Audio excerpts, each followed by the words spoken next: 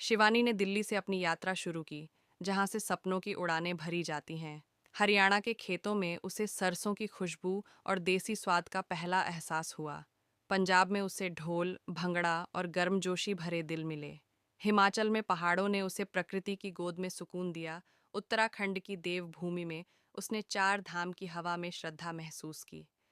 राजस्थान के रेगिस्तान ने उसे बताया कि रंग और संस्कृति धूल में भी चमकते हैं। उत्तर प्रदेश में वह बनारस की आरती में खो गई और ताजमहल की मोहब्बत में डूब गई। मध्य प्रदेश में उसने खजुराहो की कलाओं और बांधवगढ़ के बाघों से मुलाकात की।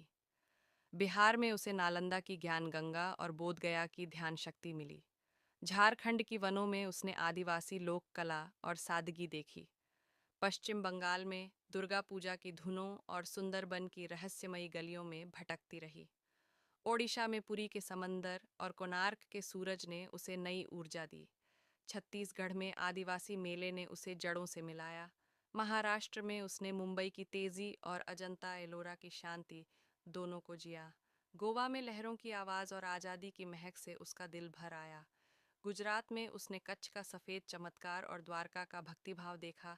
तेलंगाना में चार मीनार के बाजार और रामोजी की चकाचौंध उसे भा गई। आंध्र प्रदेश में तिरुपति की सीढ़ियों और समुद्र तटों पर उसने ईश्वर से मुलाकात की। कर्नाटक में हम्पी के खंडहरों और मैसूर के महलों ने इतिहास की झलक दी।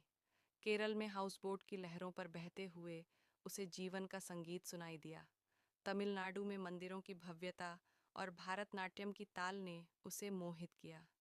कन्याकुमारी में तीन समुद्रों के संगम पर खड़ी होकर उसने अपनी आत्मा की गहराई में झांका। पूरा भारत उसके नक्शे में नहीं, उसके दिल में बस गया।